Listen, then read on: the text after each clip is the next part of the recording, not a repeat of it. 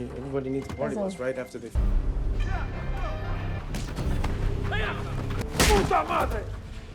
Out of here, it's not your business. I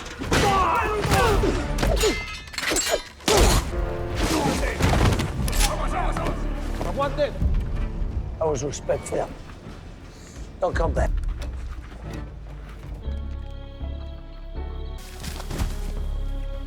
Good looking out. Hooked up with Dimmy, clapped out half a... Ready?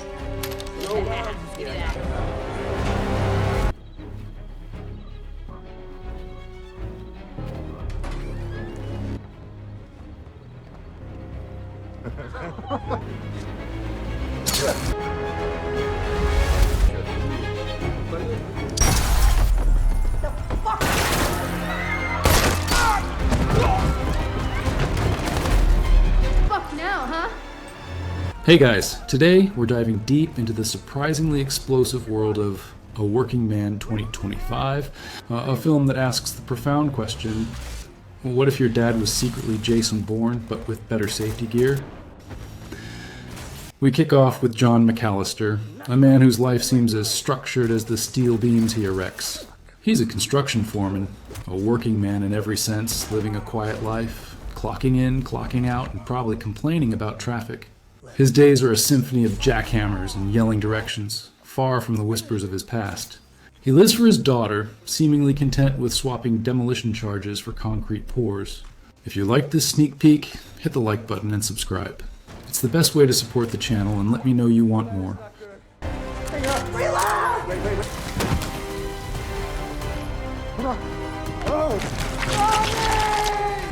Fuck you! It's over now.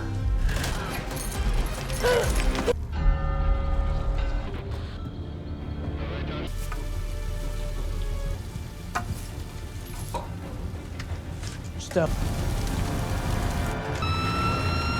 There's an attitude. Shit. Let's kill this guy.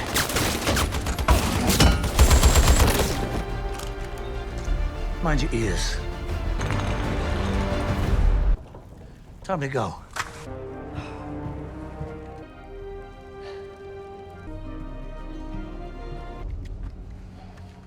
Go. A girl out of the back of the bar. My problem. Trust people. I trust. Get the fuck up. You're not race. So you burnt up, steal from the till. Fair enough. Where are you?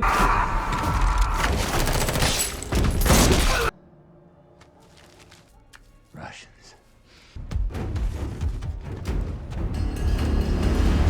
So?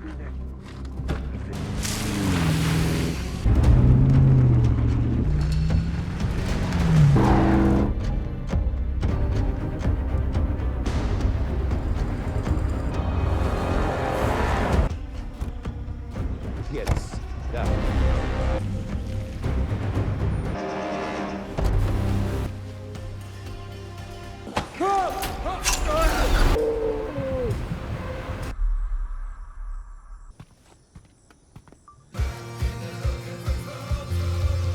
All right.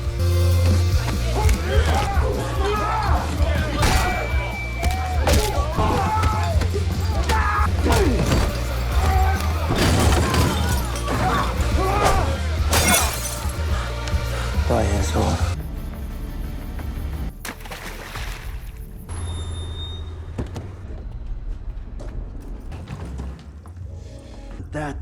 That is for Timmy's miracle. Sure reminded me of a painting one of my...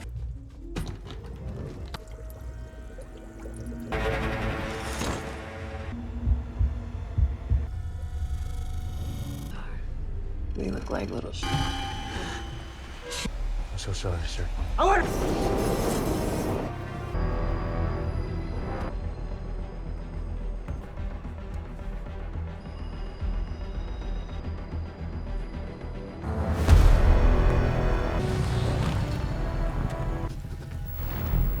Motherfucker. I asked.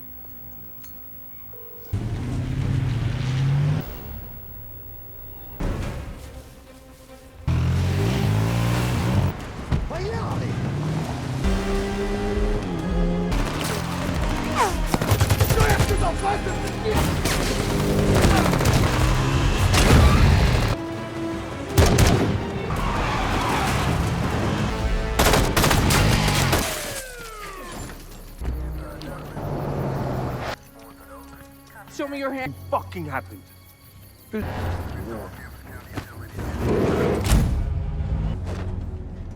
How'd you know? Assholes. That man you drowned? Shut up. I'm in couture, man.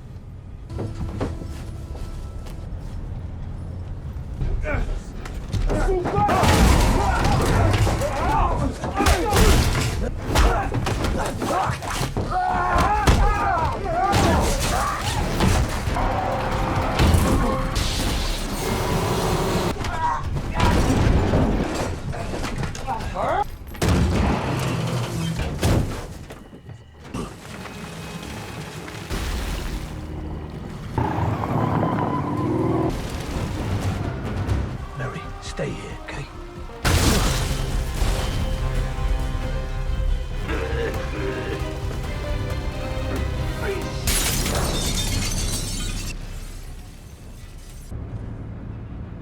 Lord in heaven. Oh, here, sweetheart. Damn it, where's my fucking gun? Fucking move, Viper!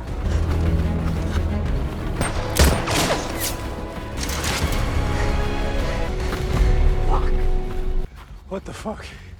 You get it? Yeah, I get it.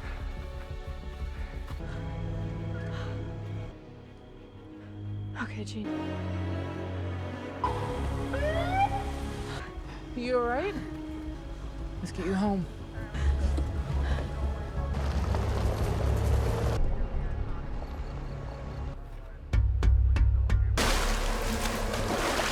You gotta be Is kidding that me. him? Goddamn fucking gun. She's still alive. Whatever you want, sir. I'll get her cleaned up and... Dirty and alive. What's better? Just tell me. What? Okay. Why Here, you- I take You your and money. your fucking mouth. Sleep down, sleep really slow. Right, look.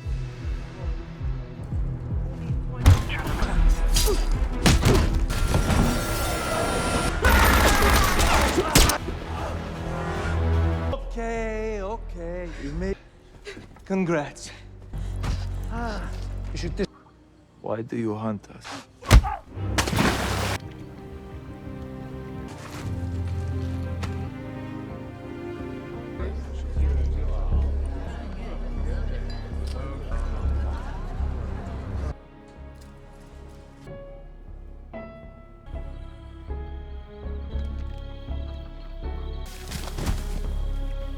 Good looking out. Hooked up with Demi, clapped out half a... Ready?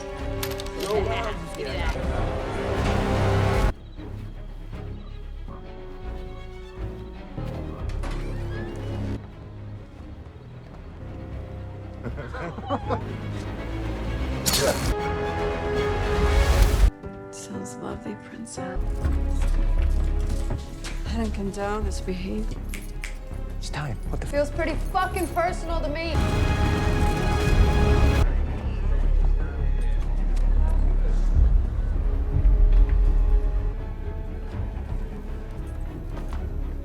What I done to you?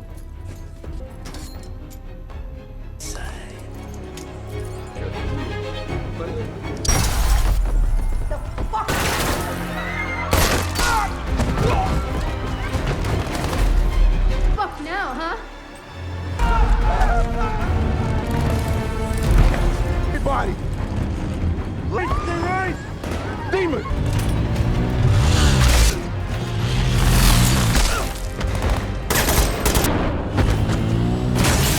It's gonna be okay. Not know what you are doing! Fuck.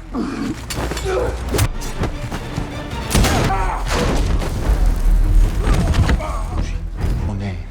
11. Finish it!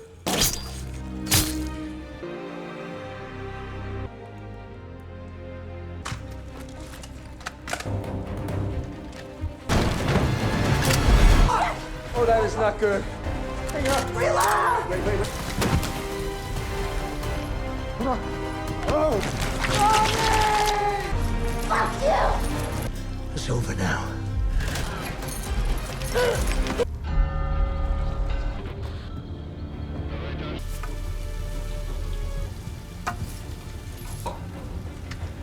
stuff. There's an attitude. Shit. Let's kill this guy.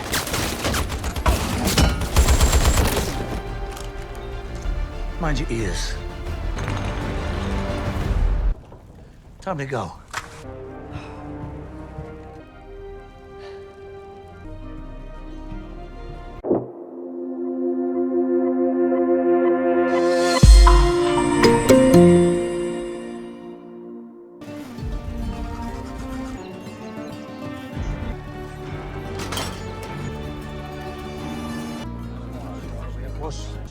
For you. Hey.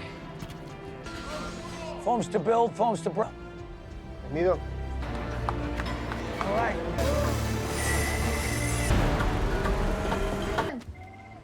No one's been asking. Excuse me. Hey, I guess we're What kind of trucks out there that need paint? You can pay me? College, makeup, garage. Shit show. I know. You scheduled 3 things. Carla, you've had me on hold for a bit now, so we're getting. That's insane. I mean, you just finished one set. I'm passing the hat. Yeah. That gets us a party. Mika, I can't. I don't. Mika. I can fight my own battles. Oh, no. Everybody needs a party bus Listen. right after they.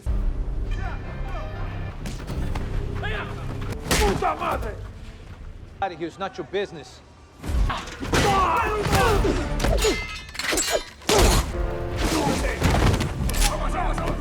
want this. I was respectful. Don't come back. Okay? Is that some military shit? Look, my grandpa, he was a paratrooper. Grandma made you thinga. Shot a chicken. Why is everyone always feeding me? Snitches get stitches.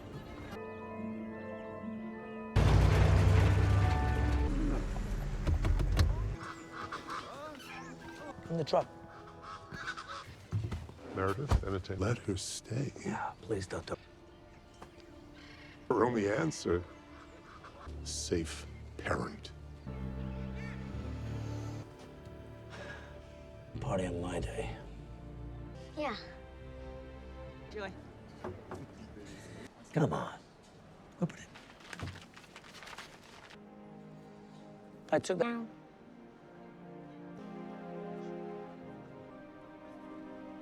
Us.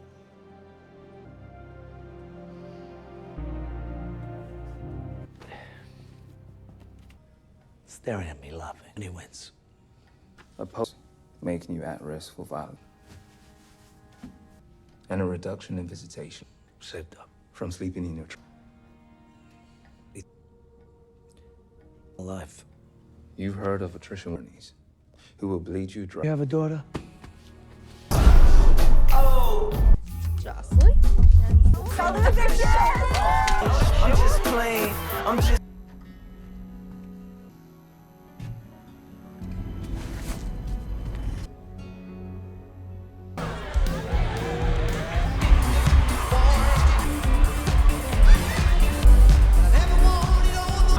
I want the one. I want the fucking better. Enjoy. Establishment. You guys have early? Is that back table open? Hi, Johnny.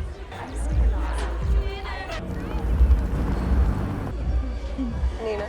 Hi, bad. That was not funny. It's kind of funny. Go out there like this.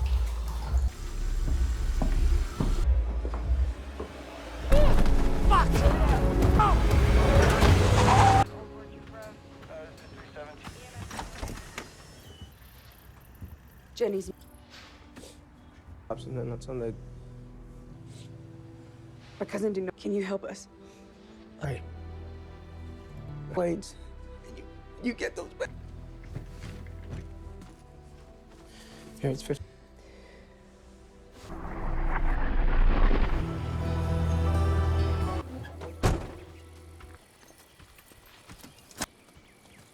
You shut up. A great world. No. Jenny, all right, this you better lock in. I told you. Mission for something that you already made your mind up. Where is he? Oops.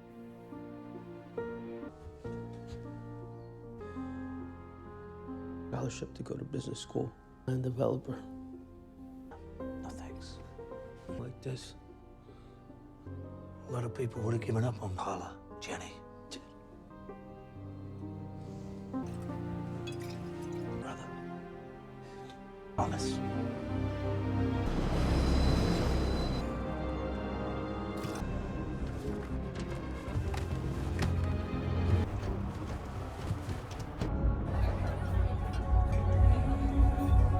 Little aperitif, you know? Take that.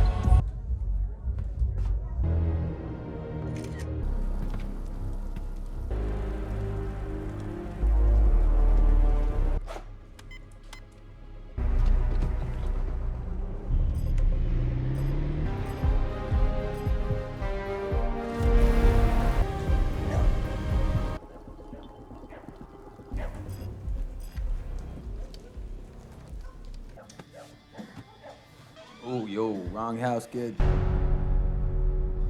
You wish I was a cop. Girl. A girl out of the back of the bar. My problem. Trust people. I trust. Get the fuck up. You're not race. So you burnt up, steal from the till. Fair enough. Where are you?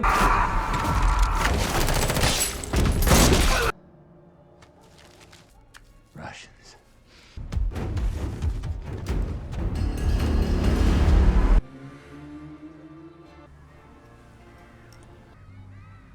I wish you could.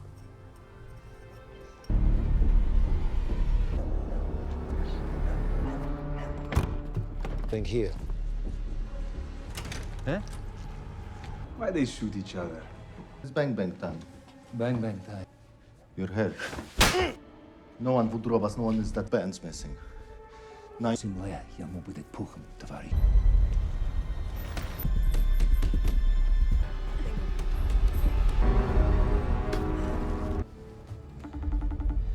Just some what?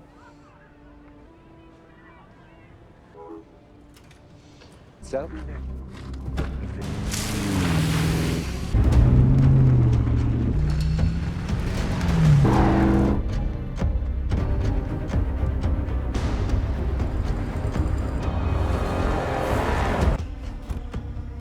Yes. Yeah.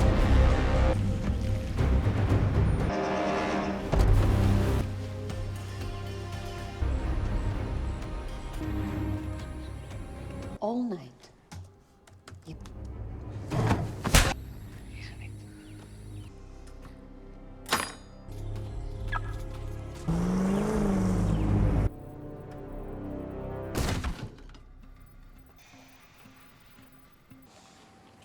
I was hungry.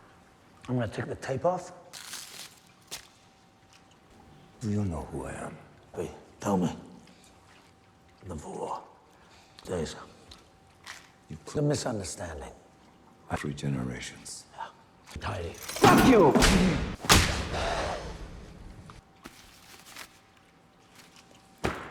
I don't care.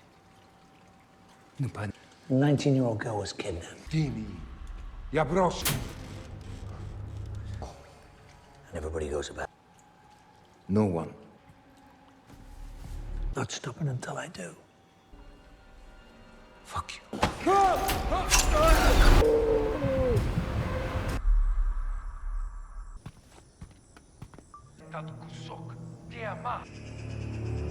Wait.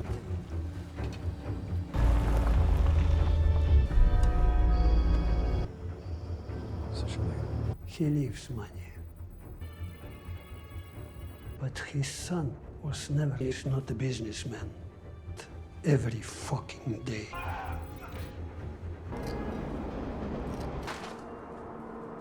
Mother is Joe. My mother is called Turi. It's fucking real. Fuck you! I'm fucking pretty.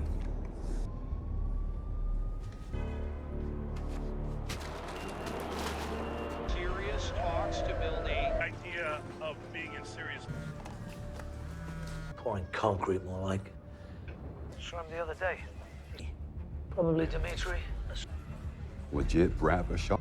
Might be involved in human trafficking. He's in Joliet where they sell meth for the rough.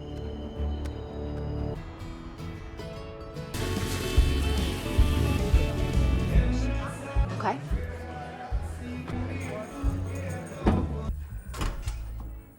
Like a buck. You know, Has it? You were so high you accidentally killed Big. he's gonna lose his fucking mind. You know this guy? He's got a gun.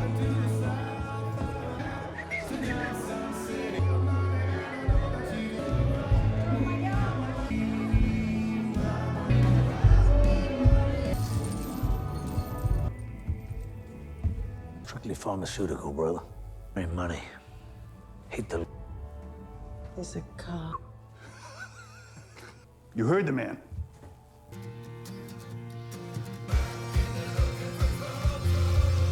All right.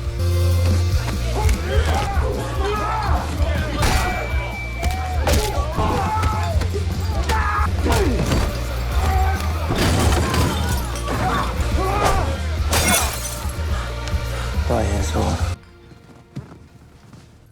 My grandpa told me to never be a cop. Yo, I did my part. I was there. All right. Have a seat, brother. I'm looking for blue glass. Who you flipping it to? Why us? My shit is money. Be there at 7 a.m. having breakfast. Now get the fuck out of here.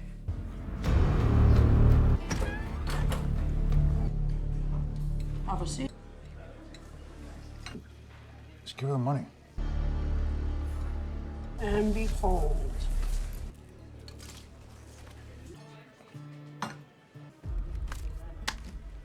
Uh-huh. Dude. Fucking asshole. Yeah. Was roaming a day off my shit.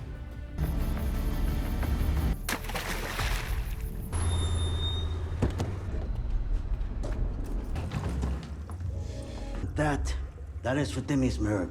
She reminded me of a painting one of my.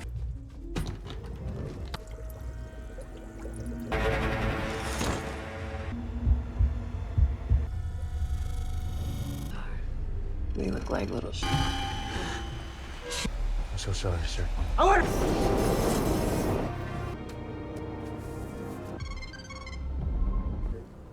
Let's just say they were pleased. What does that mean? This game's not for everyone. I wear a suit. I don't have a suit.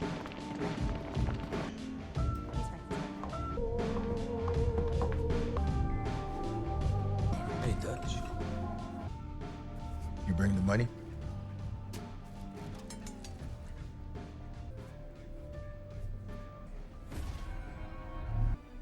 Do you have driver's license? Excuse me? He's fine. We check plate. Small potatoes. Will you be a problem? You invite me here to be threatened. Checks out. Serious person. Why use the burner? Tax bunny. £4 a month. Do more business.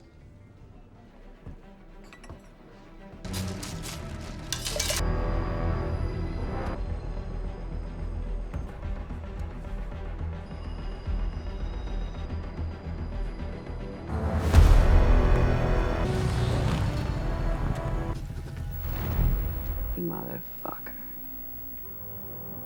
I asked.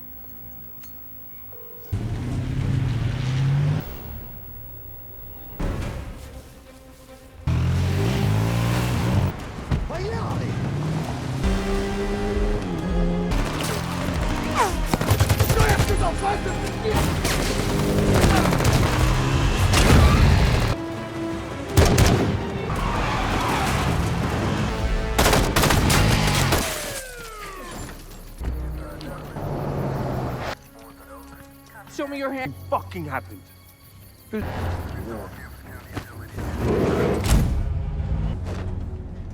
How'd you know? Assholes. That man you drowned? Shut up. I'm King Couture, man.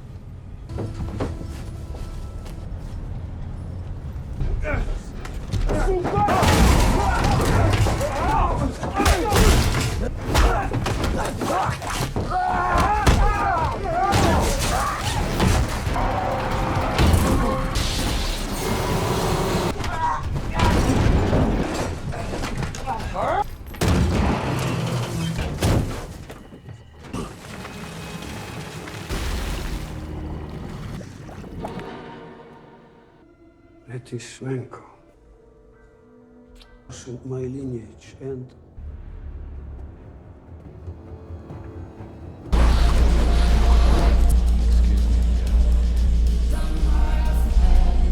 Oh, wow. Absolutely. I'm sorry, I'm triggered. 36 stitches. It's a lot.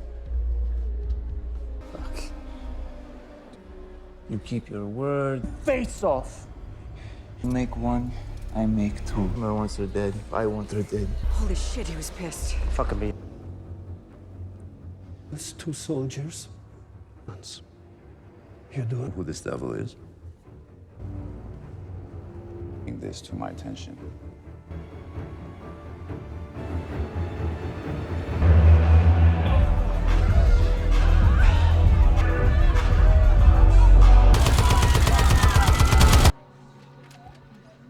Some champagne?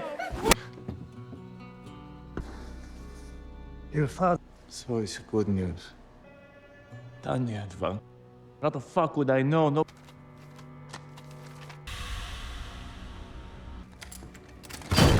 Yes, we met for fight. I have these.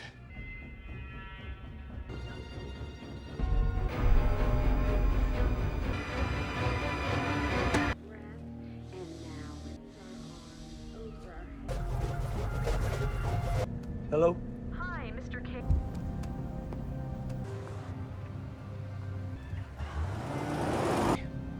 Send him like 20 messages. I'm kidding.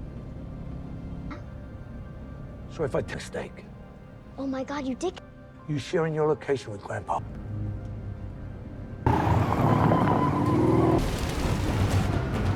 Mary, stay here, okay?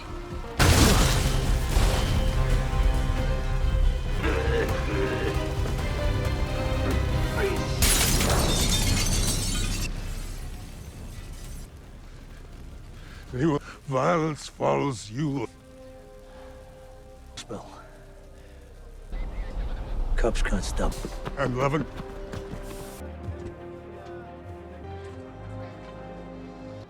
We'll be safe there till the storm.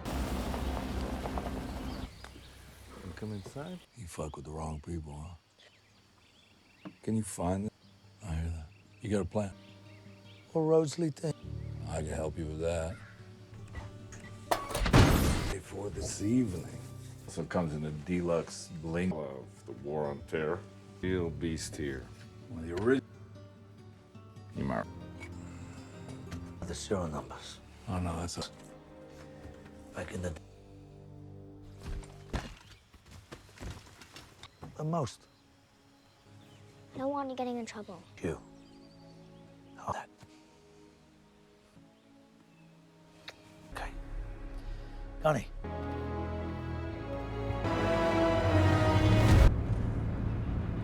Lord in heaven. Hallowed here, sweetheart. Whoa, whoa! Damn it, where's my fucking gun? Fucking move, Viper!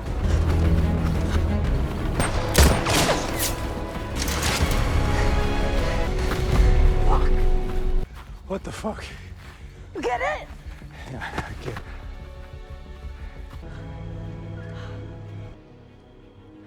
Okay, Gene. You all right? Let's get you home.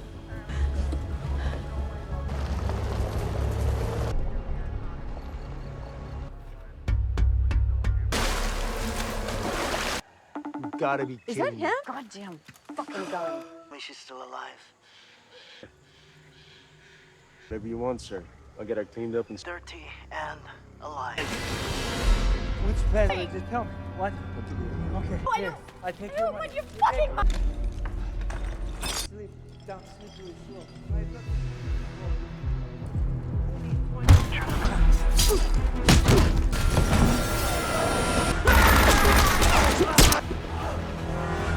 Okay. You made... Congrats. You should... I do not know this woman. Why kill everyone for the address? Both of us. South and 57, You know this guy? Special projects. Say it again. Okay, Demi? Tell me.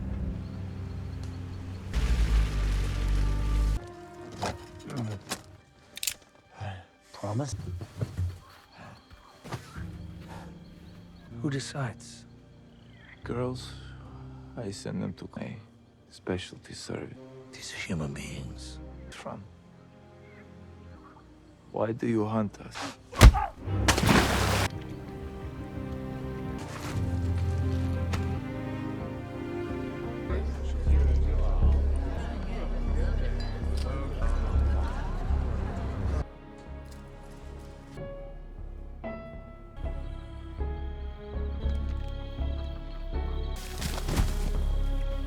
Good looking out.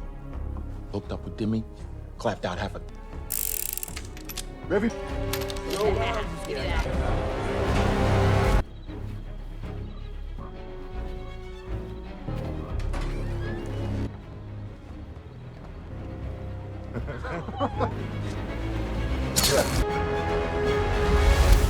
Sounds lovely, princess. I don't condone this behavior. It's time. What the Feels pretty fucking personal to me.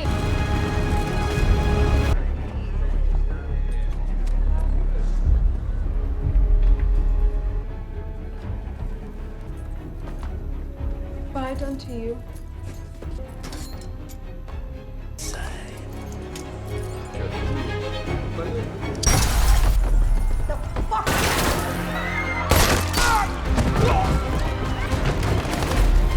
Fuck now, huh?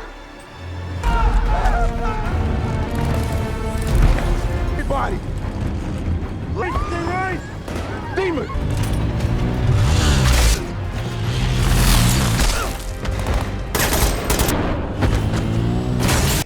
It's gonna be okay.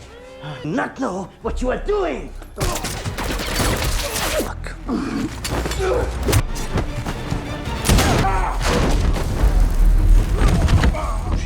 Monet. 11. Finish it!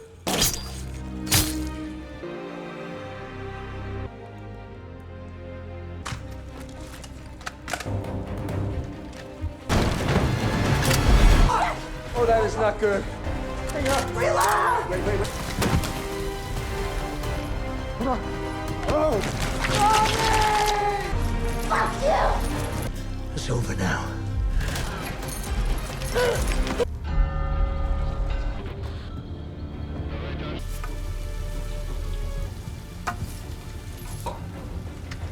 Stop.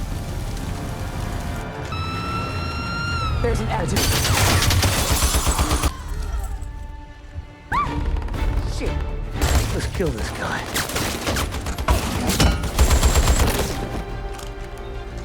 Mind your ears. Time to go.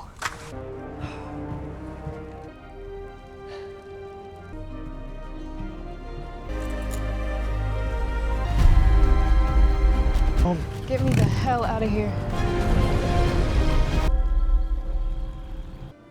He escaped for But I will not tell. The Brotherhood come. Hey.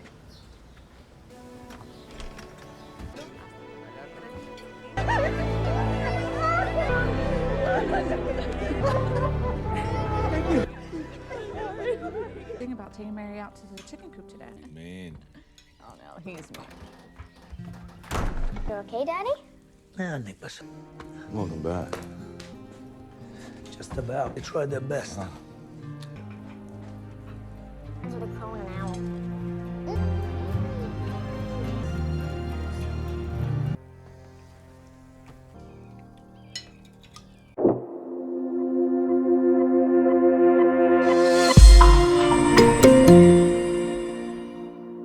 Our man McAllister, with his uncanny attention to detail, which, let's be honest, is probably why he's still alive, is doing a routine walkthrough on the new corporate skyscraper his crew is building. You know, just making sure everything is up to code, not expecting to find anything more exciting than a rogue coffee cup. But then he notices it. a slightly misaligned ventilation panel. Now, most of us would just grunt and think, someone else's problem. But Mac? No, Mac has that something's not right itch. He pries it open, and instead of finding a squirrel's nest or a forgotten lunch, he finds a sleek, sophisticated device. It's not exactly a smartphone, folks. More like something out of a spy movie, humming faintly, quietly broadcasting something. The metallic click as he pulls it out resonates through the empty floor, a stark contrast to the usual industrial clamor. The device feels cold, alien, definitely not part of the standard HVAC package. You can practically hear the dramatic music swelling because our working man just stumbled onto a payload of trouble. He pockets it, a subtle shift in his demeanor, a flicker of an old fire in his eyes. He tries to dismiss it as nothing, but the hum of that device is now rattling around in his head, demanding attention. It's the kind of moment that makes you think, well, so much for a quiet Tuesday. After his little find, McAllister tries to brush it off, chalking it up to someone else's misplaced tech. But you know that feeling when you're just a little too aware of your surroundings? Yeah, that while barking orders from a precarious steel beam, because health and safety are apparently for other people, he feels a distinct prickle on the back of his neck. He scans the horizon, and there it is. A fleeting silhouette, sharp and unnatural, disappearing behind a partially constructed wall across the way. It's too quick, too deliberate to be a worker. The whoosh of the wind high up on the skyscraper suddenly feels less natural, more like a predatory whisper. He shrugs it off, but the subtle clench of his jaw tells us otherwise. Later, he finds his locker slightly ajar, a small, almost imperceptible scratch on the padlock. It's the kind of thing most of us would blame on a clumsy colleague or a faulty lock, but for Mac, it's a discordant note in the symphony of his carefully constructed normal life. The metallic squeak of the locker door as he closes it again is almost a warning in itself. He knows, deep down, that his anonymous find wasn't so anonymous after all. This quiet, working man is starting to realize his past isn't just knocking. It's practically kicking down the front door with steel-toed boots. Our hero, still in denial about his newfound hobby of corporate espionage, tries to keep the mysterious device under wraps. He tucks it away, thinking out of sight, out of mind. Classic rookie mistake. Mac. Meanwhile, at home, his brilliant, tech-savvy daughter, Lily, who probably knows more about hacking than her dad knows about TikTok trends, is being, well, a teenager, bored, restless, and then she stumbles upon Dad's secret stash. Not a cookie jar, unfortunately. She finds the device, its soft, pulsating light intriguing her. The faint hum it emits is almost like a siren song. You can almost hear the faint boop, boop, boop of it connecting to something, somewhere. She fiddles with it, innocently pressing buttons, convinced it's some sort of cool, futuristic fidget toy. She probably thinks it's a new smart home gadget Mac is testing out, completely oblivious that she's just activated a homing beacon for every bad guy within a 5-mile radius. The soft click of her finger on a hidden button sends a jolt through the quiet house, unnoticed by Mac, who's busy wrestling with a stubborn jar lid in the kitchen. The device glows a little brighter in her hand, almost triumphantly. This, my friends, is where our working man's domestic bliss officially goes boom. Because nothing says, I love you, Dad, quite like accidentally flagging your house for a hostile takeover, and just like clockwork, the bad guys arrive. Because when you poke a hornet's nest, you don't get a thank you note, you get stung. The suburban quiet of McAllister's home is shattered by the deafening crash of glass and the thud of boots on floorboards. Lily screams, a raw, primal sound that jolts McAllister back to a life he thought he'd buried under layers of concrete and paperwork. The gentle scraping of his spatula on the pan is abruptly replaced by the metallic clang of a dropped weapon and the sickening thud of a body hitting the wall. He moves with a frightening speed and precision, grabbing the nearest weapon, a surprisingly heavy cast-iron frying pan. The whack, as it connects with an intruder's head, is cartoonish yet brutal. His movements are fluid, almost practiced, a stark contrast to his earlier clumsy attempts at opening a jar. He disarms another assailant with a blur of motion, the shing of a knife blade being wrested from their grip, followed by a guttural gasp. The crack of a punch landing, the oof of breath leaving a body, it all comes back to him. This isn't a construction foreman. This is a highly trained operative protecting his greatest asset. He's not just swinging wild. He's calculating, efficient, using the tight confines of his home to his advantage. The domestic setting becomes a battlefield, and our working man is suddenly a force of nature, reminding everyone, especially himself, that some skills never truly fade. They just hibernate. Well, so much for Home Sweet Home. With their house looking like a demolition derby aftermath, McAllister and Lily make a break for it. No time for goodbyes or packing a toothbrush, just a frantic dash for survival. The tires screech against the asphalt as they peel out in a less than glamorous but surprisingly reliable, beat-up pickup truck McAllister borrowed. Let's just say he demonstrated some impressive hot wiring skills that probably weren't on his form and job description. The growl of the engine is almost drowned out by the metallic rattle of their pursuers' souped-up vehicles. It's a high-stakes game of cat and mouse through the quiet suburban streets, punctuated by the angry honking of confused neighbors and the occasional crunch of metal as McAllister executes some, let's call them creative driving maneuvers. He's not just driving. He's calculating angles, anticipating threats, using every pothole and parked car as a defensive measure. The whoosh of passing cars blends with the anxious thumping of Lily's heart against her ribs. He even manages a quick, tactical U-turn, leaving a bewildered pursuer spinning in the dust with a satisfying screech. This working man is proving that resourcefulness isn't just about fixing a leaky faucet. It's about staying alive when the world tries to take a bite out of you. They're on the run, but McAllister, with a grim determination, is clearly in his element, even if that element is utter chaos. After a night of dodging bullets and questionable driving, McAllister manages to tuck Lily away in a safe spot, probably a relative's guest house where the internet speed is too slow for TikTok, thus ensuring she stays put. He then goes off-grid because apparently even working men have burner phones and a list of contacts you don't call unless the world is ending. He finds a dilapidated payphone. Yes, those still exist. Apparently, and with a metallic clunk of coins, he dials a number he probably thought he'd erased from his memory, right next to his embarrassing teenage haircut photos. The static crackle on the line is almost as tense as his facial expression. The voice on the other end is gruff, surprised, and definitely not thrilled to hear from him. "Mac, you're alive?" Well, the voice rasps, followed by a dry chuckle that hints at a lot of shared history and even more shared trauma. There's a quiet exchange, full of coded language and unspoken understandings, a stark reminder of McAllister's past life. The wind rustles through the nearby trees, a melancholic whisper to their hushed conversation. He's digging up ghosts, shaking awake old allegiances, all to protect the one person who means everything. It's clear that this working man wasn't just laying bricks. He was laying low, and now the concrete is cracking under the weight of his former life. All right, time to meet our villain, because every good action movie needs someone delightfully evil to root against. We enter Thorne, McAllister's former colleague from, let's just say, a previous career. Thorne isn't just a corporate shark. He's the whole darn megalodon, circling a lavish, high-tech office that probably cost more than McAllister's entire construction project. The gentle hum of servers and the soft click of keyboards create a chilling backdrop to his calm, collected menace.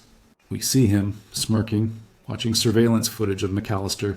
"Oh, John," he murmurs, his voice smooth as silk, but with an underlying current of pure venom. "Still playing the hero, are we?" "Oh, it's clear these two have history, and it's not the kind you reminisce about over a beer."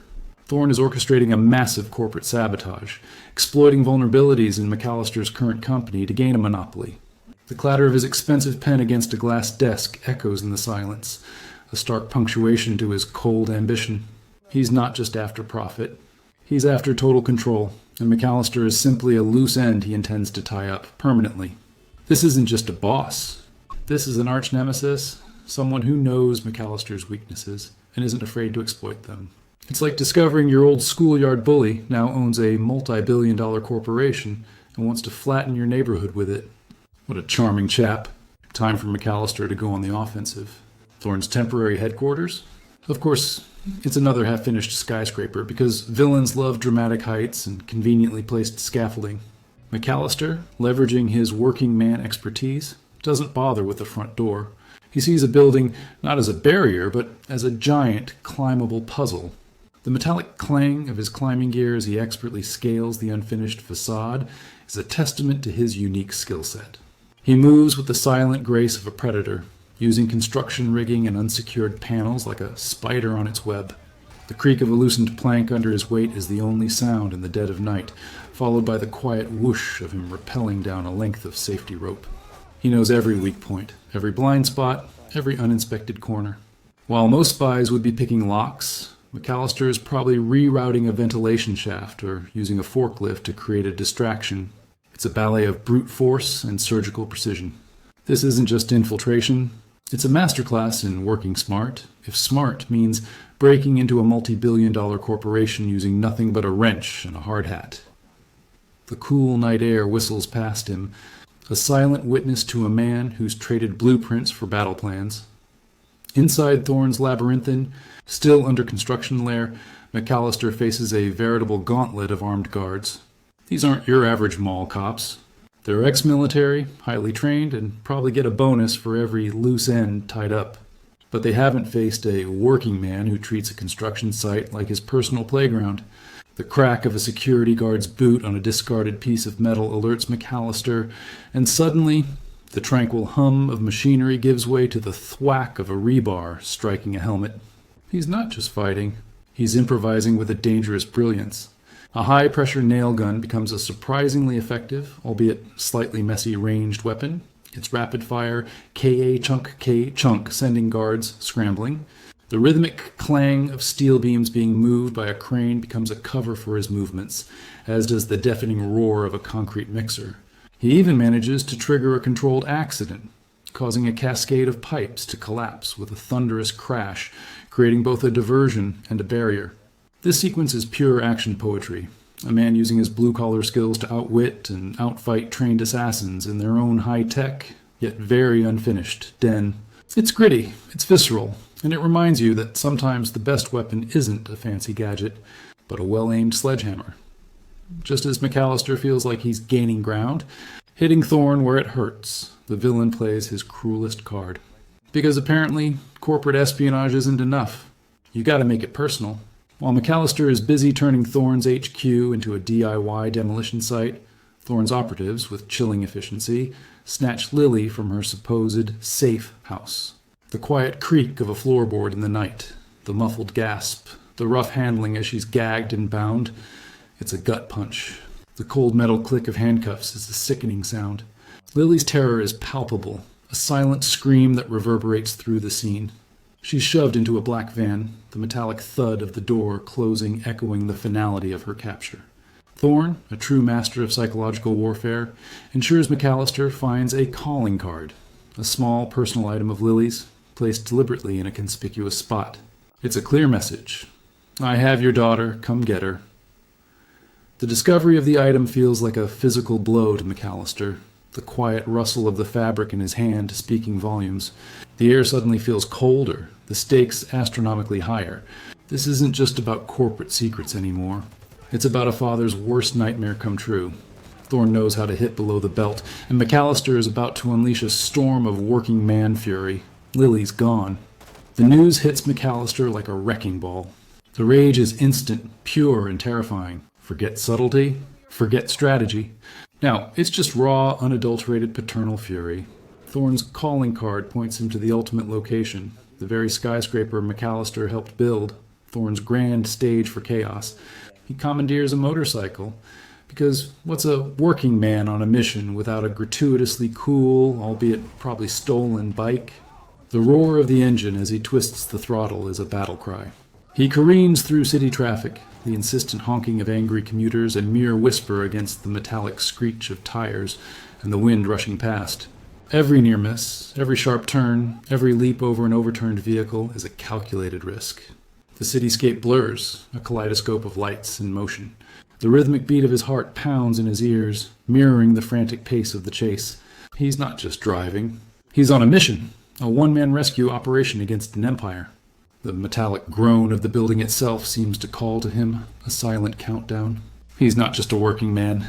He's a force of nature unleashed, speeding towards a confrontation he knows will determine everything. The destination is clear. The path, however, is pure, unadulterated chaos. Arriving at the monolithic skyscraper, McAllister doesn't waste time with formalities like doors. This isn't just a building to him. It's a blueprint he knows by heart, a giant vertical puzzle. He bypasses the swarms of armed guards, who probably think the biggest threat is a disgruntled contractor, and begins his ascent. The rhythmic creak and groan of steel under stress are familiar sounds to him, almost comforting.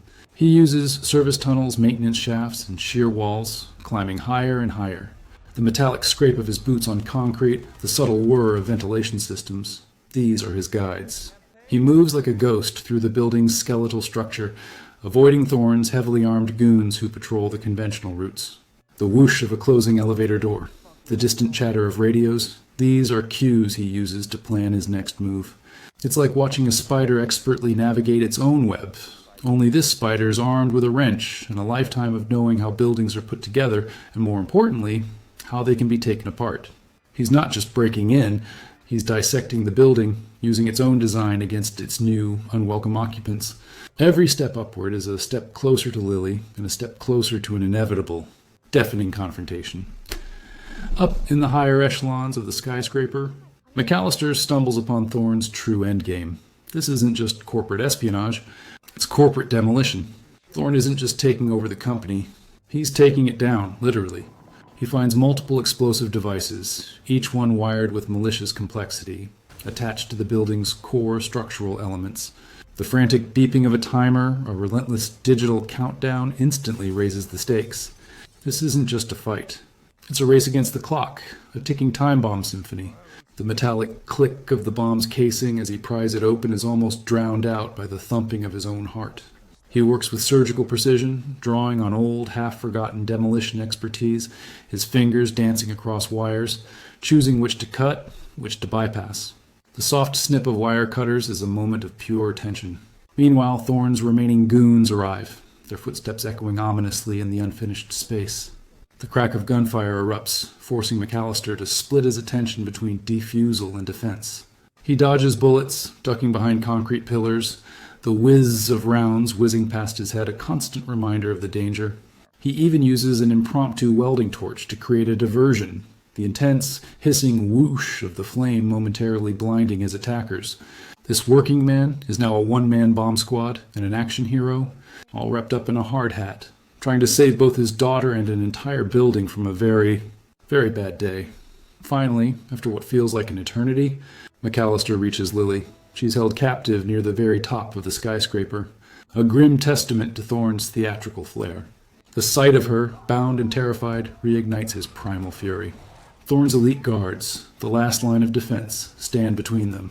The air crackles with tension, punctuated by the faint but persistent beep, beep, beep of the distant bombs. McAllister doesn't hesitate. He unleashes a torrent of calculated aggression, the smash of a guard's head against a steel beam, the thud of another dropping to the ground. His movements are a blur of controlled violence, a symphony of punches and blocks. He's not just fighting, he's a force of paternal protection. He gets to Lily, the metallic snip of a bolt cutter freeing her from her restraints, the immediate, desperate hug, the soft, muffled sobs against his chest. It's a brief emotional reprieve in the heart of chaos. But the fight isn't over. Lily, despite her fear, immediately becomes his eyes and ears pointing out threats, demonstrating she's truly her father's daughter. It's a beautifully orchestrated dance of protection and collaboration. A working man and his daughter against the world, with a few explosions for good measure. Just another day at the office, right? And now for the main event, McAllister versus Thorne, mano a mano, high above the city. This isn't just a fight. It's a clash of ideologies, of past and present, architect versus saboteur. The metallic groans and creaks of the skyscraper intensify around them, a terrifying soundscape to their battle as the bombs, or perhaps McAllister's earlier defusal attempts, destabilize the structure. The ground trembles, dust and debris raining down with a soft pitter-patter. Thorne, surprisingly capable, matches McAllister's ferocity. The thwack of fists on bone, the whoosh of a missed punch, the clang as they crash through scaffolding. It's a brutal, no-holds-barred brawl. McAllister, ever the working man, uses the environment to his advantage, swinging from loose cables, kicking away structural supports, strategically of course, and even using a discarded wrench for a particularly satisfying crunch. Thorne, equally cunning, tries to exploit the unstable building, aiming to send McAllister tumbling into the abyss. The wind howls around them, a wild chorus to their desperate struggle. The metallic screech of twisting metal and the faint roar of falling debris add to the symphony of destruction. It's a fight for survival, for justice, and for the very soul of a working man who just wanted to build things, not tear them down. Someone's definitely getting an OSHA violation for this. With a final bone-jarring thud, Thorne finally goes down, defeated and disgraced. McAllister, battered, bruised, but undeniably victorious, scrambles to secure the remaining bombs, the urgent beep, beep, finally silenced with a triumphant snip. The imminent collapse of the skyscraper is averted, thanks to the working man who built it and then saved it. In the aftermath, the media goes wild. News reports flash across screens, showing Thorne looking surprisingly disheveled, being led away in handcuffs. The metallic click of the cuffs is almost a sigh of relief. The damaged skyscraper, a testament to the night's chaos, is now a symbol of resilience, or maybe just really good structural engineering. The frantic chatter of reporters and the flashing of cameras document the downfall of a corporate titan and the quiet heroism of an unassuming foreman. McAllister ensures the evidence he uncovered is safely delivered to the authorities, exposing Thorne's entire network. The story becomes a sensation, a modern-day David and Goliath, proving that sometimes the biggest heroes wear hard hats, not capes. The collective sigh of relief from the city, even the whoosh of emergency vehicles leaving the scene, sounds like victory. Weeks pass. The dust settles, both literally and figuratively. McAllister and Lily are rebuilding their lives, and thankfully, their house, which probably looks a lot better now that it's been renovated by a Black Ops demolition expert. McAllister is back on the job site, but there's a subtle change in him. The quiet, working man now carries a new confidence, a quiet strength. The rhythmic clang of hammers and the distant roar of machinery are no longer just the sounds of his job, they're the sounds of his purpose. He still meticulously inspects blueprints, but now with an even keener eye, a renewed sense of responsibility. He and Lily share a quiet moment on a park bench, looking at the city skyline where the once threatened skyscraper stands tall, a testament to his unexpected heroism, already undergoing repairs. The gentle rustle of leaves in the breeze, the distant hum of city life, it all feels a little more precious now. The metallic scrape of their shoes on the pavement as they walk away, hand in hand, signals a new beginning. He's still a working man, yes, but now he's a working man who knows exactly what he's fighting for. And that, my friends, makes all the difference. He's learned that sometimes the biggest construction project isn't a building, but rebuilding your own life. And that, my friends, is a working man, 2285. It's a powerful reminder that heroism isn't just for superheroes and capes. Sometimes it's for the everyday person who simply refuses to let their world fall apart. McAllister's journey teaches us that the skills we hone, no matter how mundane they seem, can become our greatest strengths when faced with impossible odds. It's about finding that inner resolve, that working man spirit to protect what matters most. So, as the credits roll and the final shot of that majestic, now fully repaired skyscraper gleams in the morning sun, let's remember, everyone has a fight in them. What would you do if your world was threatened? Thanks for watching this recap, and always remember, even a working man can move mountains. Or, stop them from being blown up. Stay awesome, and I'll catch you in the next one.